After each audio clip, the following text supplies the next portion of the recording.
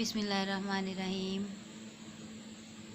अस्सलामुअलैकुम प्यारे बच्चों, मैं उम्मीद करती हूँ कि आप लोग अल्लाह ताला के फजल करम से बिल्कुल ठीक ठाक होंगे। मैं हूँ आप लोगों के साथ एजुकेशन पॉइंट से, और यहाँ आज मैं आप लोगों को उर्दू की वर्कबुक के सफ़ा नंबर 30 पर सवाल नंबर 5 करवा रही हूँ, जिसमें हमारे पास है दिए हुए मुहावरात के मायने लिखें और अपने जुमलों में इस्तेमाल करें। तो यहाँ हमें इन्होंने चंद एक मुहावरे दिए हुए हैं, चंद एक मुहावरात दिए हैं। तो उनके साथ उन्होंने हमसे पूछा है कि इसके हमें मायने भी बताएं और साथ ही साथ हमें इसका जुमला बना कर दें। तो आज का लेसन स्टार्ट करने से पहले मैं आप लोगों से कहूँगी कि अगर आप लोगों ने चैनल को सब्सक्राइब नहीं किया तो चैनल को सब्सक्राइब कर लें, ताकि आप लोगों को डेली की नई वीडियो मिलती रहे और आपका कोई भी लेसन मिस ना हो। साथ ही साथ वीडियो को लाइक ज़रूर करें और शेयर करें। और आइए चलते हैं हम अपने आज के टॉपिक की तरफ। तो आज के टॉपिक में हमारे पास सबसे पहला मुहावरा हमें दिया गया है आग बगोला होना। इसका मायने है हमारे पास सख्त गुस्से में आना। अब यहाँ स्टूडेंट्स क्या करते हैं कि उन्होंने मुहावरा दिया है आग बगोला होना और साथ ही उसका मायने बता दिया है। तो अक्सर बच्चे क्या करते हैं कि उस मुहावरे का जुमला नहीं बनाते जो हमें दिया गया होता है। जो हम उसका मायने लिखते हैं, बच्चे उसका जुमला बना देते हैं। तो हमने जो मायने दिया है उसका जुमला नहीं बनाना, उस मायने को मद्देनज़र रखते हुए हमने दिए गए मुहावरे का जुमला बनाना है।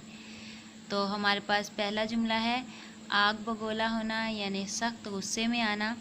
तो इसका जुमला है हमारे पास अपनी पेंसिल अहमद के पास देख कर अली आग बगोला हो गया।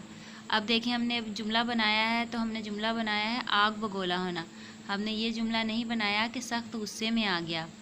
अली अपनी पेंसिल अहमद के पास देकर सख्त गुस्से में आ गया। नहीं, हमें ये जुमला नहीं बनाना था। हमें यही जुमला बनाना था कि अपनी पेंसिल अहमद के पास देखकर अली आग बगोला हो गया।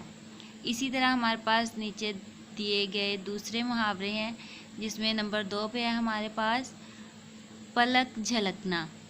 पलक झलकना का मतलब है, इसका मायने है ज़रा नींद आना, यानी थोड़ी सी नींद आ जाना।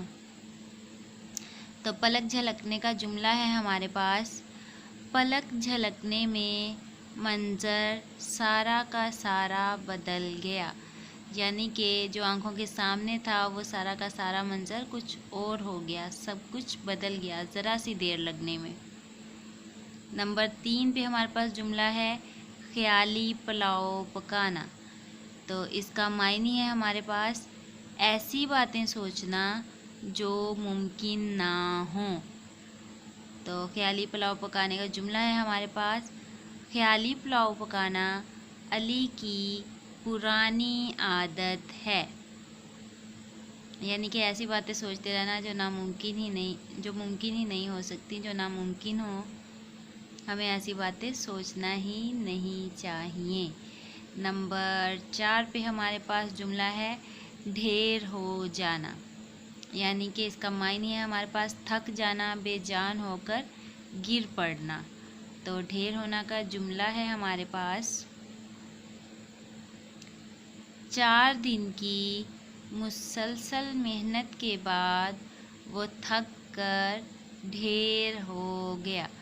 जब हम किसी भी काम को मुसलसल करते रहते हैं तो फिर आखिर यही हाल होता है कि हम थक कर ढेर हो जाते हैं और बेजान होकर गिर पड़ते हैं। नंबर 5 पे हमारे पास जुमला है जान से हाथ धोना।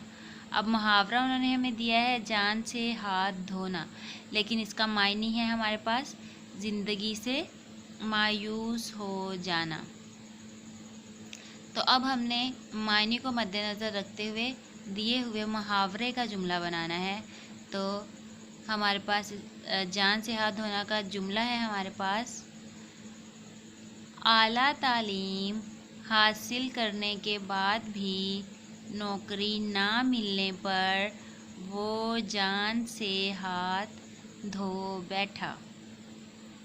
यानी कि ज़िंदगी से वो मायूस हो गया, उसने आस लगाना छोड़ दी कि अब मैं ज़िंदगी में कुछ कर सकूँगा, और वो हर चीज़ से मायूस होकर बैठ गया। इतनी आला तालीम हासिल करने के बाद भी उसे नौकरी ना मिली तो वो मायूस हो गया। तो ये था हमारा आज का लेसन। उम्मीद है आप लोगों को पसंद आया होगा। अगर पसंद आया है तो इसे साथ ही साथ लाइक कर दें। और यहाँ जैसा कि मैंने आपको शुरू में बताया है कि जो हमें मुहावरा दिया है हमने उसी का जुमला बनाना है, ना कि हमने उसके दिए गए मायने का जुमला बनाना है। तो कल इंशाल्लाह आप लोगों के साथ एक नए टॉपिक के साथ दोबारा मुलाकात होगी। तब तक के लिए आप लोग अपना ख्याल रखें, अपने माँ बाप का ख्याल रखें और उनका कहना मानें।